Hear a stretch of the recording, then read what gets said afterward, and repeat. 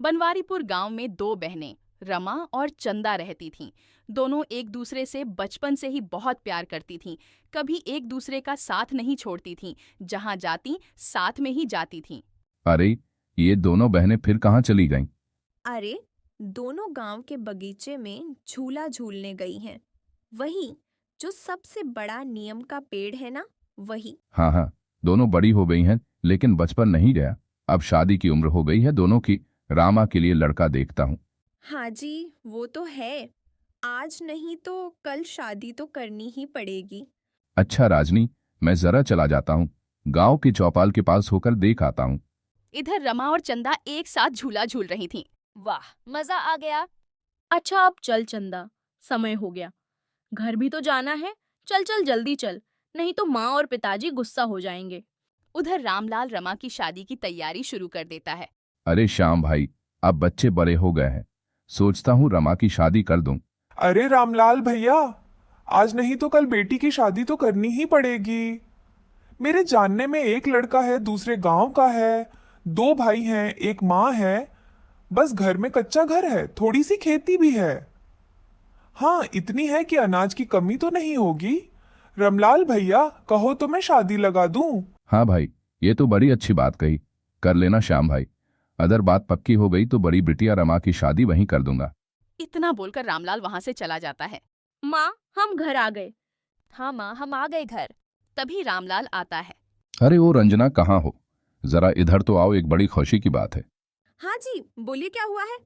बड़े खुश लग रहे हैं। कहीं खजाना मिल गया क्या? यही समझ लो रजनी, आज मैं रमा के लिए एक लड़के का रिश्ता करके आया हूँ। पास के ही गांव का है। उसके परिवार में दो भाई और एक माँ है। सोच रहा हूँ कि रमा की शादी उसी से तय कर दूं। हाँ जी, तो फिर देर किस बात की? बात आगे बढ़ाइए फिर। चंदा जैसे ही यह बात सुनती है तो डर सी जाती है कि उसकी बहन उससे दूर हो जाएगी। माँ, पिताजी, मैं दीदी के बिना कैसे रहूंगी? मुझे दीदी के साथ रहना है। इतना कहकर चंदा रोने लगती है। तभी रजनी बोलती है। अरे चंदा बिटिया, तुम अपनी दीदी के साथ उसके ससुराल में कुछ दिन उसके साथ रह लेना ना बेटा। नहीं माँ, मुझे दीदी हमेशा के लिए चाहिए। मैं दीदी से दूर नहीं रह पाऊंगी। तभी रमा बोलती है। हाँ माँ, मैं भी चंदा के बिना नहीं रह पाऊंगी। हम बचपन से हर जगह साथ ही जाते हैं, साथ सोते हैं, साथ ही खाते हैं। हम अलग नहीं रह सकते माँ। बेटा, शादी के बाद सबको अलग अलग ही रहना पड़ता है। ये तो जिंदगी ने नियम है। तभी रामलाल। तो अगर ऐसी बात है, दोनों अगर अलग नहीं रहना चाहती हैं, तो एक उपाय है मेरे पास। तभी रजनी बोलती है। अजीब, बोलिए ना, क्या उपाय है? अरे रामा की शादी की बात जो चल रही है, वो दो भाई हैं। दोनों भाइयों से अपनी दोनों बेटियों की शादी कर दूंगा ना। एक ही घर में रहेंगी, खुश रहेंगी। अरे नाजी, अगर दोनों बहनें एक ही घर में ब्याह गईं, तो आपस में लड़ाइयाँ शुरू हो जाएंगी। मैं ये बिल्कुल नहीं चाहती। तभी चंदा बोलती है। नहीं माँ, हम कभी नहीं लड़ेंगे। दीदी भी मुझसे बहुत प्यार करती हैं और मैं भी दीदी से बहुत प्यार करती हूँ। हाँ माँ, हमने तो आज तक कभी लड़ाई नहीं की, तो अब क्या करेंगे? हाँ हाँ, मेरी दोनों बेटियां प्यार से रहेंगी। वहां भी तो ये बात पक्की है, दोनों की शादी वहीं होगी। कुछ ही महीनों बाद दोनों बहनों की शादी की तैयारी शुरू हो जाती है। मेरी दोनों बिटियाएं शादी के जोड़े में कितनी सुंदर लग रही हैं। अब कल विदा होकर अपने ससुराल चली जाएंगी। इतना बोलकर रजनी थोड़ी भावुक हो जाती है। अब शादी की पूरी तैयारियां हो रही थीं। समय बीतता है और दोनों बहनों की शादी हो जाती है। दोनों आज अपने अपने ससुराल आती हैं। आजा बहू, घर में आजा, अपने शुभ कदम घर में रखो। दोनों बहुएं घर में जाती हैं। अब शादी के अगले दिन। आज तुम दोनों की पहली रसोई है। दोनों मिलकर कुछ मीठा बना लो बहू। माँ जी, हम बना रहे हैं। दोनों बहनों ने मिठाई बनाई और सबको खिलाई। बहुत स्वादिष्ट खीर बनी है। मेरी पत्नी के हाथों में सच में जादू है। हाँ बेटा, सो तो है। मेरी दोनों बहुओं के हाथ में जादू है। सब खाकर खुश हो जाते हैं। उसी दिन शाम को दोनों बहनें मिलकर रसोई में सबके लिए खाना बनाती हैं। चंदा, तू दाल बना ले, मैं सब्जी बना लेती हूँ। मैं सब्जी थोड़ी अच्छी बना लेती हूँ ना, इसलिए। ठीक है दीदी। थोड़ी ही देर में खाना बन जाता है। सब खाना खाने बैठते हैं। अरे वाह, सब्जी तो बहुत टेस्टी बनी है। ये किसने बनाई है? रमा बोलती है। मैंने बनाई है देवर जी। भाभी, सब्जी बहुत ही टेस्टी बनी है, मजा ही आ गया खाकर। चंदा को आज थोड़ा बुरा लगता है और वह बोलती है, क्यों जी, आपको दाल अच्छी नहीं लगी क्या? मैंने बनाई है वो। अच्छी है ना? वो भी अच्छी है, लेकिन भाभी के हाथ की सब्जी कुछ ज्यादा ही टेस्टी लग रही है। तभी शीलावती भी बोलती है, हाँ, सब्जी तो स्वादिष्ट है, पर दाल भी बहुत स्वादिष्ट है। आज खाना खाकर सब सो जाते हैं। अगले दिन सुबह का समय। ठीक है माँ, मैं काम पर जा रहा हूँ। हाँ माँ, मैं भी काम पर जा रहा हूँ। कुछ चाहिए तो बता दो, लेता आऊंगा। सब्जियां है ना? रुक बेटा, ये तो बहू ही बताएगी। अरे ओ बहू, फिर दोनों बहनें आती हैं। सब्जियां हैं रसोई में या मंगवा दूं? माँ जी टमाटर, धनिया और आलू लाने हैं। ठीक है भाभी, मैं लेता आऊंगा।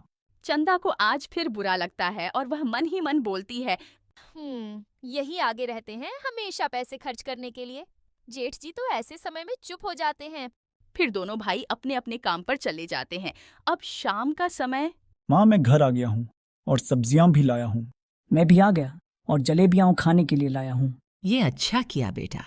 तभी चंदा बोलती है, चलो कुछ तो पैसे निकाले जेठ जी के जेब से, नहीं तो बस मैं देख रही हूँ मेरे पति ही ला रहे हैं सब्जियां। तभी रमा बोलती है, अरे चंदा, तू ये क्या बोल रही है? किसी के भी पैसे से परिवार तो एक है, सब मिलकर रहते हैं यहाँ। अरे दीदी, सच तो हमेशा थोड़ी कड़वी ही लगती है। तभी शीलावती बोलती है, अरे बहुओं, छोड़ो ये सब। खाना खाने का समय हो गया है, खाना लगाओ बहू। खाना खाने के बाद सब अपने अपने कमरे में होते हैं। तभी रमा अपने पति से बोलती है, अजी सुन लो, अगली बार से कुछ भी खाने का लाओ तो चुपके से अपने कमरे में लाया करो। हम और तुम खा लेंगे, माँ जी को भी छुपा कर दे देंगे, लेकिन वो चंदा और उसके पति के सामने दिखाकर मत लाया करो। एक तो लाओ, ऊपर से सुनने को भी मिल रहा है। बड़ी आई पति वाली। ऐसे ही एक दिन चंदा रोशन से, अरे जेठ जी, जरा घर आते वक्त सब्जियां लेते आइएगा। ठीक है चंदा, लेता आऊंगा। ये सब सुनकर रामा अंदर ही अंदर गुस्सा हो रही थी। आज शाम का समय जब सब लोग खाना खाने बैठते हैं तो चंदा और रामा सबको खाना परोसती हैं। ये लीजिए, सब्जी खाइए, मैंने ही बनाई है। अरे खाइए ना। अरे दीदी, हमारे लिए भी कुछ रहने दीजिए। मेरे पति के पैसे लगे हैं, बीच में तू क्यों बोल रही है? तो मेरे भी पति के पैसे लगते हैं दीदी घर में। तभी शीलावती भी बोलती है, अरे बहुओं, शांत हो जाओ, दोनों शांत हो जाओ। आज तो जैसे तैसे गुजर जाती है। ऐसे ही एक दिन शीलावती की सहेली सुरेखा मिलने आती है। अरे बहन, कैसी हो? अब तो बहुएं आ गई हैं, आराम मिलता होगा। हाँ बहन, आराम तो मिलता है, लेकिन दोनों लड़ाई भी खूब करती हैं। अरे बहन, दोनों बहनों की शादी एक ही घर में हुई है, तो ये सब आज नहीं तो कल तो होना ही था। अगले दिन सुबह। ये चंदा बहुत बोलती है। आज मैं अपनी सबसे महंगी साड़ी पहनकर उसे खूब जलाऊंगी। इतना बोलकर रमा अपनी महंगी साड़ी पहनकर रसोई में जाती है। चंदा वहाँ पहले से होती है। रमा इतराते हुए बोलती है, इतनी महंगी साड़ी है मेरी, कहीं किसी की नजर न लग जाए मेरी साड़ी को। चंदा समझ जाती है कि रमा यह सब जानबूझकर कर रही है। थोड़ी देर में वह भी अपने कमरे में जाती है और अपने पति से बोलती है, मुझे भी बाजार की सबसे महंगी साड़ी चाहिए। अरे क्या हुआ, अचानक से क्यों चाहिए? दीदी, मुझे अपनी महंगी साड़ी दिखाकर जला रही है। मुझे भी चाहिए, कल तक। और कुछ नहीं सुनना, मैं बस कहे देती हूँ। अच्छा बाबा, ठीक है, ला दूंगा। अब अगले दिन चंदा अपनी सुंदर साड़ी पहनकर रमा के बगल में खड़ी होकर उसे सुनाते हुए बोलती है, मेरी इतनी सुंदर साड़ी शायद किसी ने ख्वाब में भी नहीं देखी होगी, लेकिन मैंने तो पहनी है। शीलावती दोनों बहुओं की 2 दिन से ये हरकतें ध्यान दे रही थीं। शाम का समय शीलावती अपनी दोनों बहुओं और दोनों बेटों को बुलाकर बोलती है, बेटा, अब घर में लड़ाइयाँ बढ़ गई हैं। दोनों बहुएं एक दूसरे को नीचा दिखाती रहती हैं और झगड़ती भी रहती हैं। मैं चाहती हूँ तुम दोनों का बंटवारा हो जाए। अब समय आ गया है दोनों परिवार अलग रहने का। रमा और चंदा ये सुनकर अंदर ही अंदर खुश हो उठती हैं। हाँ माँ जी, मैं तो कब से चाहती हूँ कि हम अलग रहें। बड़ी आई। ऐसे लोगों के साथ रहना भी कौन चाहता है माँ जी। अब तो बंटवारा कर ही दीजिए। तो ठीक है, घर का दायां हिस्सा रमा बहू को और बायां हिस्सा चंदा बहू को। घर का तो बंटवारा हो जाएगा। साथ ही मेरी एक शर्त भी है कि दोनों बहुएं एक दूसरे से बिल्कुल बात नहीं करेंगी।